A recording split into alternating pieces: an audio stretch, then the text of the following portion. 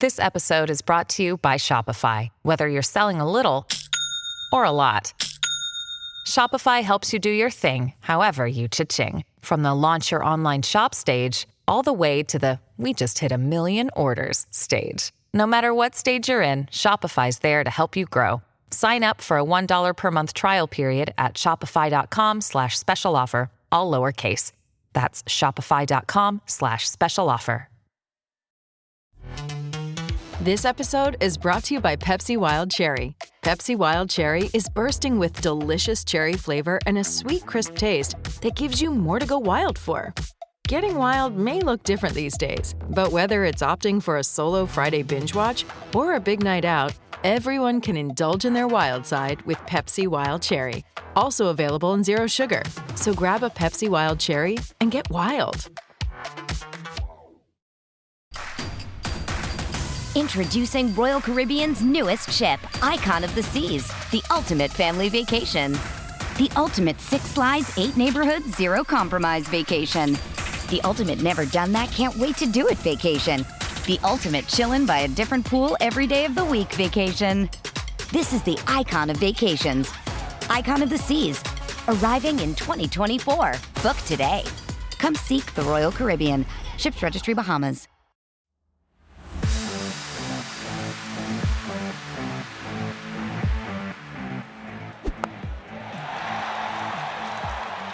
Good evening. This is Slogging It. And this is the second test review. India won. See you next week. Joking. Joking. Come on. Would India we won by do 104. That? We'll see you next week. Yeah. So let's get into it. Well, Shubman Gill, we'll start there because he has been under a lot of pressure. Not only is he bouncing off, let's say, Tendulkar's daughter, he is seen to be the kind of new... he's almost like the next Kohli, isn't he? He's like the next big hope of Indian cricket. You know, there's loads made of the fact that he's knobbing Sachin's daughter. And something that can only be reserved for gods, you would think. Now, is Shubman Gill a god? His recent runs would suggest no. But second innings, 104. Completely overshadowed by Jaiswal's 209 in the first dig, but we'll come on to that. Career saving, do we think? Or how much rope did we think he had? Because I was reading X. I read some articles about people who had been reading X. And after the first test, the Indian fans... It can only be described as went in hard on the team. Like, what are we talking about? What, on Tendulkar's daughter, or as like? No, that's oh, okay. My God, that's reserved the most for random start to a podcast ever. That's reserved for gods only. Tendulkar's daughter, or Shubman Gill, and Shubman Gill, yeah, Shubman Gill. I almost called him then. That's a fraudulent slip. Fraudulent or Freud?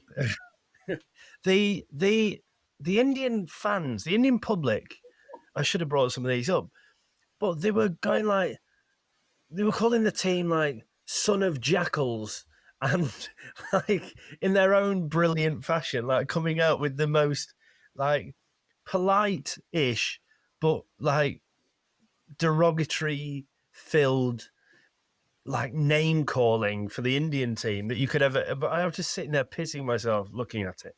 But yeah, the Indians have come back with a bit of venom as we expected to, mostly thanks to Jasprit Bumrah with 9 for 90 in the match. But Eugene, you've watched probably more of this Test match than us two, mainly because we were out winning golf matches. What's your kind of rundown on the Test match? Well, the first thing I have to say is England's selection policy is in the toilet, because who's taking all the wickets? It's the seam bowler in Jasprit Bumrah. So, yeah, picking one seamer, probably not the brightest idea that England have gone down the route of, with them expecting pitches that are going to turn square. Look, I will say that Bumrah is a different bowler compared to anyone else. I would have thought Jimmy had more in him, but then again, he's only playing in his first Test match in the series, so maybe it'll take him a test to bed in, and then the third test is when he's going to come to life and become a god of the bowlers in Indian conditions. But I mean, I didn't watch a lot of it, unfortunately. It's one of these test matches that's at an odd time, 4:00 in the morning. I'm not really that much of a diehard cricket fan to wake up and watch, but I think from what I've read and what I've spoken to you guys about, there was a good chance England could have won this test, but maybe went a bit too hard in the fourth innings. Bit harsh on Jimmy that with 5 in the match. I think five wickets in the match. I thought he bowled reasonably nicely. Huge. I feel There you go. You can see how much I watched of his bowling. I'm basically leading you up the garden path here, knowing that you've not watched a single ball. I did see that. I'm just trying to give you zero rope with which to hang yourself, which you did quite successfully in that first. Well, thank you. Appreciate that. Robbo, come on, I'm going to start winding Eugene up now. Obviously, you've probably watched most out of the three of us. Overall assessment, please. Jaiswal played a ridiculous innings in the first dig to get them to close to 400. He looked like it looked flat, to be fair. I think if every pitch that they played on in India was like this one, no one could say anything. Because, it spun, but it had a little bit in it for the seamers. That's proven by, Jasper probably was different gear, but Jimmy Anderson, like I say, 5 for in the game, averaging 15 in the match. So it's not an out-and-out turner. Probably as fair a fit. Eugene's just pulled the funniest face, by the way, because he's just realised that Robbo's absolutely done him on stats. He just slagged Jimmy off for maybe, it's his first test for a while. So maybe that's why he didn't bowl that well. And he's just got 5 at an average of 15. Eugene's almost just slidden off his seat, never to be seen again until next week. No, it was. I mean, Mark Curtin did get it right. Mark did say he was going to take a 5-er, but yeah. Yeah, not quite like that. No, I think this tour so far has been about a couple of players for England. I think a couple of players haven't necessarily performed as well as they'd have hoped. So far, Joe Root for me is one of them, and Johnny Bairstow got in and got out a couple of times. And we all know how important they are in the way that this England side plays in terms of chasing runs and setting to. I'll be honest, I'm almost optimistic about English, that like the spin bowling department, that we seem to have found 3 genuinely talented. I'm not saying they're the finished articles by any stretch of the imagination yet, but they're genuinely talented bowlers. Like Rian Hyde, we know Ben Stokes has got a bit of a thing for anyway, but he's bowled really well in this game. For like Shubman and Tendulkar's daughter, though, let's just get that straight. Different thing altogether. It's a different kind of thing. They're both of legal age, Jono, if that's the type of thing they're after. I just think it might be Ben Stokes' wife that might have an issue with it. I think Bashir looks a good bowler. I'm not sure he needs to show a bit more for me. Yeah. I think in Tom Hartley, they potentially found an absolute belter in terms of that. What we spoke about it last game. He bowled really well again. This test got 4 for second dig. It looks like that type of very English type of spinner that in spinning conditions will help out. The bowls it quick enough. Looks like he can bat as well. Already got more than 100 runs in the series so far. So look, India are tough to beat in their conditions. Jasprit Bumrah is different level. Absolutely different level. 6 for in the first innings on a flat pitch, and like reverse swinging it, slower ball. He's slower ball to get rid of Ben Foakes today. He just didn't know what was coming, and he just chipped it back to him, and that kind of that ended the game as a contest really at that stage. One thing I did want to ask you, Jono, is like we talk about Ben Stokes, and I think Ben Stokes' captaincy, obviously he got a really good 70 in the first dig. Second innings, people were questioning how his approach to it. Again, this time, first innings, 47, looking good. Second innings, a run out. We could criticise the crap out of it if we wanted to, but these things sometimes happen. What's your thoughts on his approach? Batting? Yeah. Well, look, first of all, let's just deal with the run out. I think that in tight runs are always taken on instinct. You get away with it probably generally a lot more than you don't. But I think when you're playing on a pitch where you think that 400 to win the match is achievable, that taking any kind of risky singles is a mistake. So I think you maybe, I think we don't need to, we didn't need to take that risk. That's a side point. It's difficult, isn't it? Because we know how good he is, and we know how he can catch up. He's got this kind of tendency now to start quite slowly, really make sure he gets to like 20 or 30 balls before he starts to up the ante, let's say. And it's been proven to work for him. You would say that earlier on in his career, because he was a little bit more gung-ho, is probably not fair, but probably a little bit more attacking from kind of ball one, for want of a better expression. I can't really criticize him. I think that he's adapted his game. I think he's very, very focused on what his role within the side is, and how he has decided, along with the coaching staff, that he's going to go about playing, give himself enough time to stay out there and score big runs. I think it's only his real first failure in the series, is it not? I think he's got a 70 and just short of 50. Can't remember what he got in the second dig of the first test. And he got 6, and then got bowled by a straight off volley. Really, just like he got. That's right. Yeah. Block it. But so he's had 2 scores and 2 failures, right? So he's probably averaging 25, 30, maybe getting towards 30 for the series. Difficult to criticise him. I think he's a breath of fresh air in terms of the captaincy. He's obviously he's learning on the ground while he's in India by watching Rohit and how he goes about it. So, I think he's all encompassing the job anyway. But I think the amount of pressure that he's putting on himself to improve every minute of every day while he's out there is it isn't going to be easy. I don't, any mortal would be able to do it better than he's doing it, and he's not going to be able to be the guy that saves us every time he walks out there with a bat in his hand. So I think we've got to give him a bit of a break. It's 1-1. Obviously, you and I asked the bloke that we interviewed, late last week, can we dare to dream? And I think, I'm still confident enough that England are right in this series. I'd to throw a question back to you two, and it might sound like the most obvious question in the world, but is the side that bats first in each test match going to win the test match? Right, one of you saying yes. no, the other one saying yes. I think so. Whoever wins the toss and bowls 4th wins the test match. I would it is agree. Yeah, so bats first and third, bowls fields second and fourth. But Robbo, you seem to disagree.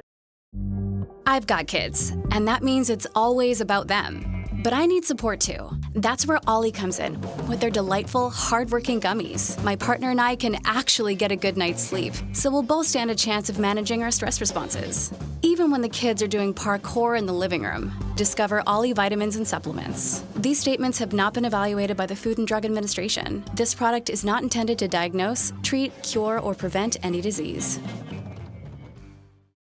You're stressed out, can't sleep, and you're in pain, and nothing in your medicine cabinet works. There's a different way. CBD from CB Distillery. CB Distillery's targeted formulations are made from the highest quality clean ingredients. No fluff, no fillers, just pure effective CBD solutions. If you struggle with a health concern, make the change to CB Distillery and get 20% off your entire purchase. Visit cbdistillery.com and use code HEALTH. That's cbdistillery.com, code HEALTH.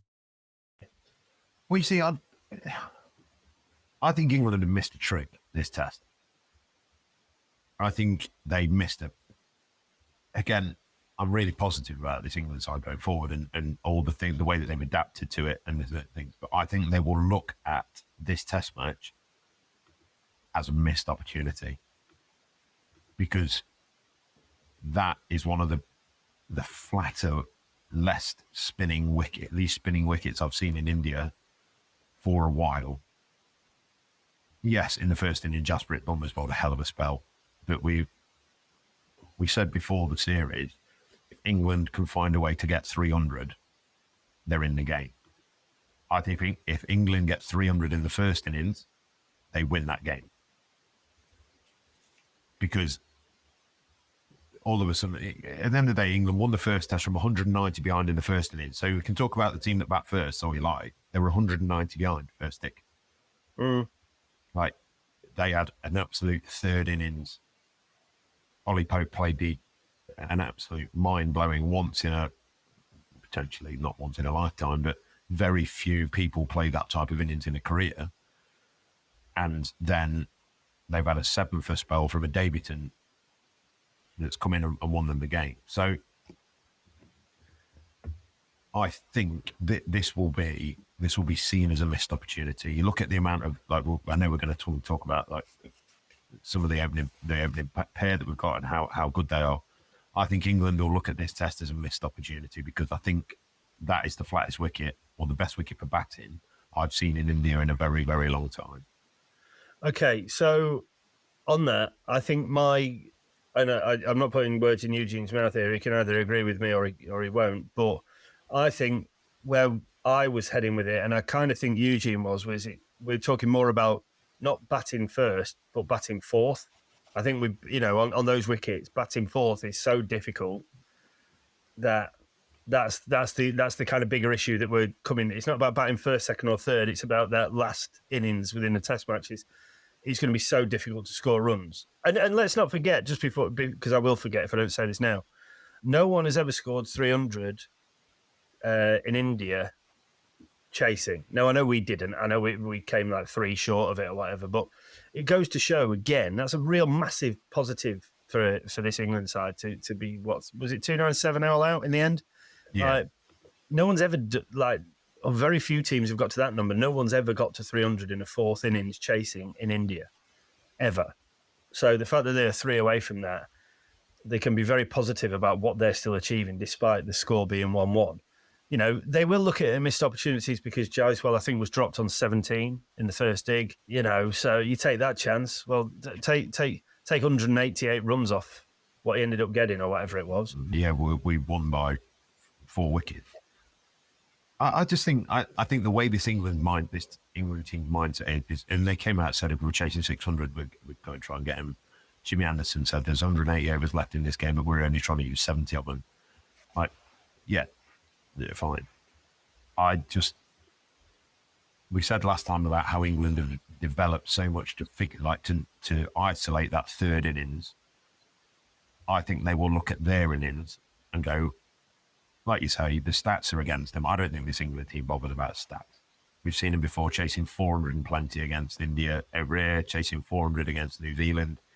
They don't give a shit. I think what they've not let themselves down. They've missed an opportunity in that second innings to, even if they get 300 and a 75 behind, all of a sudden the way that Rohit Sharma's got to manage his bowlers is then very, very different because England are chasing 320 as opposed to 390.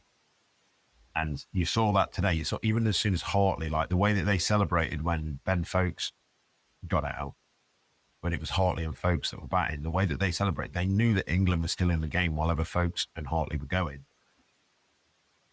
So I think England could have, with a bit more cricket smarts and a few more different kind of things, England could be 2-0 up and we could be easily talking about this being like a different gravy series. And I think that's how this England team will look at it. I think they will see it as a missed opportunity, not a look how well we did to get to where we did. Yeah, and I don't think this England side will. I think that's how they build momentum and will continue to get better, is because they will always look at themselves about, okay, what could we have done better rather than what have we done well? And that's how good sides continue to strive to drive themselves forward. Any thoughts? Yeah, I mean, not putting the blame on an individual person here, but losing by just over 100 runs, there's one person that hasn't really contributed this series yet, in Joe Root. Arguably you'd lock in runs from him in both innings, and all of a sudden that 100 is 50 and the target looks a little bit closer, and maybe that the players don't play the shots that they play. But like I said, I'm not putting the blame on an individual here. Maybe looking more at the top order, because I think we saw that there was 250s in the game from an English player, and you know, from our perspective, that's probably not good enough when you look at it. Zach Crawley scored a 50 in the first innings, scored a 50 in the second innings, and no one else really came close. I mean, besides Ben Stokes, I think he scored 47 in the first innings. But, you know, to your point, when you're looking at Ben Foakes and Tom Hartley batting at, what was that, 7 and 8 or 8 and 9, both chipping in with late 30s, it arguably flatters that they got closer than they should have. Maybe India let the game drift a little bit because they knew that they were, you know, into the lower order or the lower middle order. I think there was a bit of Rowett trying to get Ashwin his 500th Test wicket, because he did bowl him for a very, very large amount of time, and then went back to Bumrah, and then it was a little bit. He's on 499 Test wickets. Can we try and get him a fit 500? And he unfortunately didn't. But yeah, I mean, it's I can see nothing but positives, and I like to say I hope this England team. The interesting part for me is this next, like we've always spoken about the end of one test, like the next test, all of a sudden selections, whether you look at the India side with Shubman Gill now scoring runs, Jaiswal scoring runs, the keeper's got 100 in the game before, and then has looked good with the bat, despite not scoring loads of runs. Shreyas hasn't really scored any runs so far. There's talk of Kohli being out of the country, though, isn't there?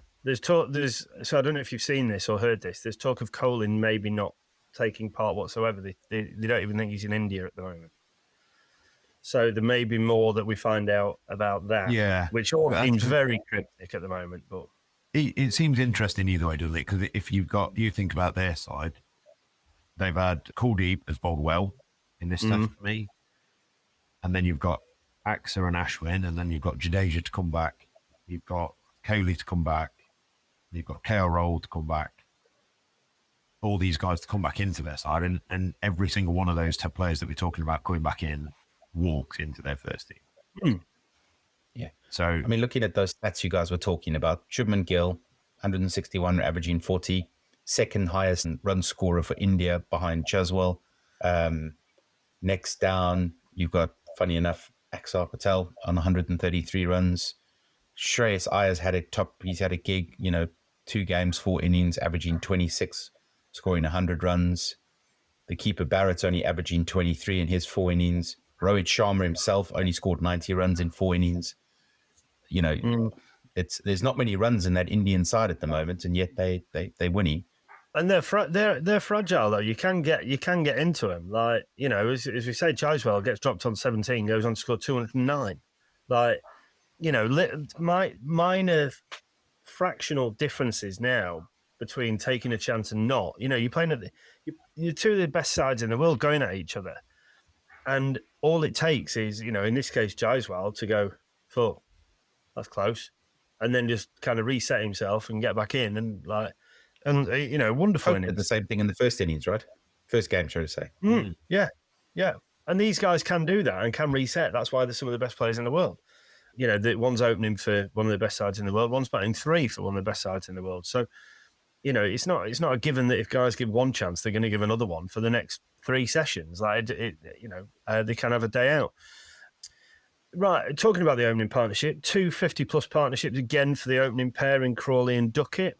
Duckett not gone on to get the weight of runs so far in the series, but must be averaging close to 30, I would say, maybe just the right side of 30. 32.75.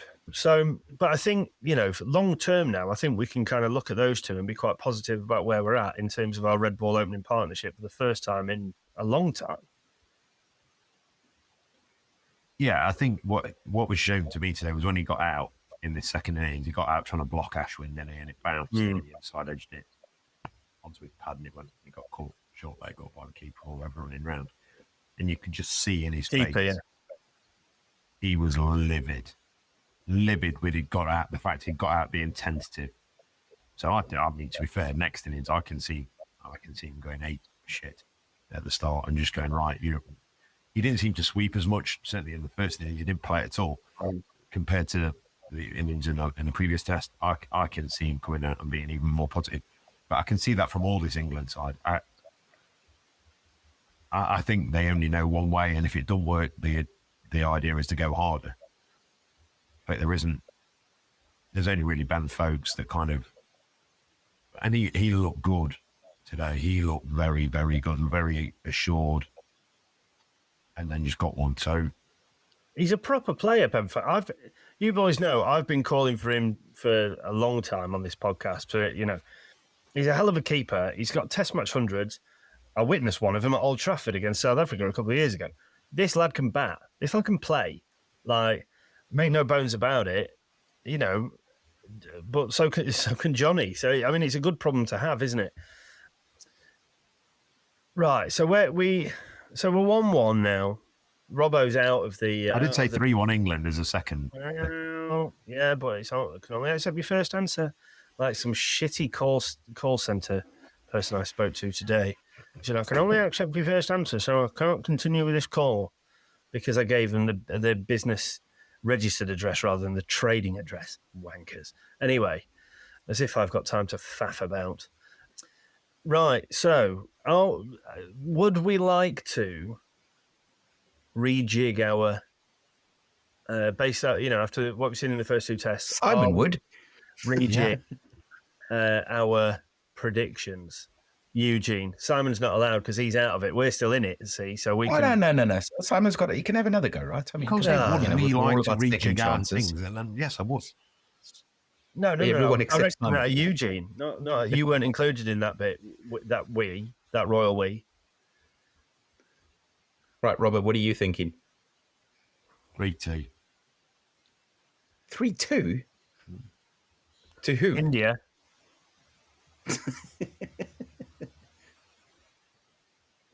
England. Oh my God. What a turnaround. Right. You've gone from 5-0 to India. That's 4-0. I said 4-0. 4-0 India. And we both ridiculed him for thinking there might be a draw. And now he's gone 3-2 England. Crikey. Eugene. Route to score a double 100 in the next day. I like those bold calls. I'm sticking with my 4-1 to India. You push that boat out, you. Just realist. I'm sticking with 4-1 India as well. Hang on. So wait, I thought you were going to rejig. No. I just asked the question, would we like to? Basically, we've said, Simon, and what is your next guess? That's what we've said. Yeah. What's your? You can buy back in, Simon. What's your next prediction? I think it's going to be a fascinating series, and I think the next 3 games are going to be all brilliant, kind of knife edge. I just think it's going to be a brilliant series, but I just fancy it. I just think India have just got a bit too much. So yeah. Right, couple of other things. Feb, 10 days away, miles away. The next. Yeah, well, the English lads are already back in the UAE, aren't they? Are they? Wow. Yeah, they've gone back to their families in the United Arab Emirates, Abu Dhabi, or wherever it is, for a bit of United Abu Dhabi. United Abu Dhabi. But yeah. No, they're having a bit of a. I think they probably have a week before they then fly back, a couple of days training, and then back into it. So is Bashir going to be allowed back in the country? Probably not, because he's bowled pretty well. Really cool for him, by the way, for his first wicket to be, despite it being a struggling Rohit Sharma, it's still Rohit Sharma, who's a multi-format, brilliant batter. Okay, other things to talk to you about. Later this week, there will be another podcast dropping, an interview that Simon and I did last week with the one and only David Gower. A lot of fun, wasn't it, Robbo? Well, it was after about the first 10 minutes, yeah, once I realised that my heart could start beating again and breathing at a normal pace was something that was going to happen. The guy's just a bit of a legend in the broadcasting world, isn't he? And I know you know him, you've met him a few times through the tabs and whatever, but I was absolutely cacking myself, to be fair. But what a bloke to interview. The guy has got stories for days, is genuinely an amazingly nice guy, and yeah, was nice to us. We only fucked it up a few times, but Eugene, through the magic of editing, won't let anyone know that. So I mean, you've just told everyone, so nailed it. yeah, I'm not bothered. I'm not. So no, it was fantastic and very insightful, very different to the stuff he seems to have spoken about before, and we got him talking about some interesting things, which I particularly enjoyed. It's nice to hear his thoughts and opinions on a few other bits. So, but no, what a human being and what a legend of the game, broadcasting, everything else. So You've obviously listened to it and tried to decipher your way through it, deleting bits and whatever else. What were your thoughts on, not our performance, but what DG had to say for himself?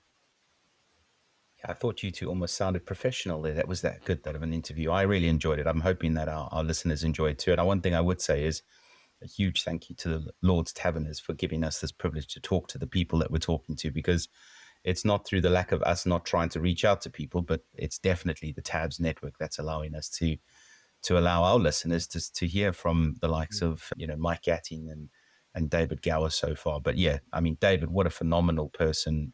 His stories are they just flow off the tongue like, you're living them. Basically, it's not like you're listening to them. It's like you're living them. So yeah, I'm really looking forward to listening to it again when it comes out, probably on Thursday, because this will come out tomorrow on Tuesday. So yeah, we'll give it 2 days before we drop the next one.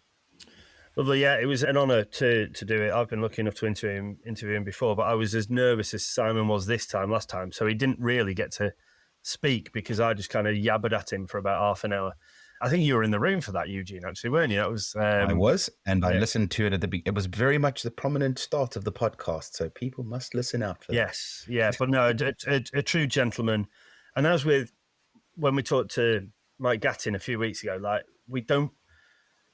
everybody knows that. Well, Simon didn't because he thought it was a Messerschmitt, but everybody knows he got up in a tiger moth plane in Australia. Like everybody knows the usual stories that David Gower has got to tell. So, we wanted to ask him some different questions, and we hope that you enjoy it and learn something that perhaps you didn't know before, and just hear the great man speak about what he's passionate about, his views on the game, and just how he goes about things as a bloke. Like he's a true inspiration, and to consider ourselves as kind of loosely friends of his now, having known him a few years, is truly wonderful, quite frankly. Before we go, one sad piece of news: Jonnie Irwin, who was a great friend of mine, and obviously knew Eugene about. I don't know if Simon ever got the chance to meet him, but the guy who presented some Place in the Sun on Channel 4 and Escape to the Country on BBC, lost his long battle with cancer on Friday, which has been incredibly hard for me personally, but a lot of the guys involved with the Tabs. Jonnie was so selfless with his time, just a boundless energy from him whenever you were lucky enough to spend time with him, and what he wanted to do to help people less fortunate than himself in terms of kids, and the amount of time he would give to the Taverners whenever he wasn't filming or away was absolutely incredible. So yeah, thank you, Jonnie, for everything, for showing us what true character is in the last 2-3 years while you've been fighting this fight. And Godspeed, my friend. Rest in peace. Right, boys, we will reconvene similar time next week, no doubt. Look out for that David Gower interview. We hope you enjoy it as much as we did. And we'll see you again soon. Lots of love. Cheers, boys. Take care, guys.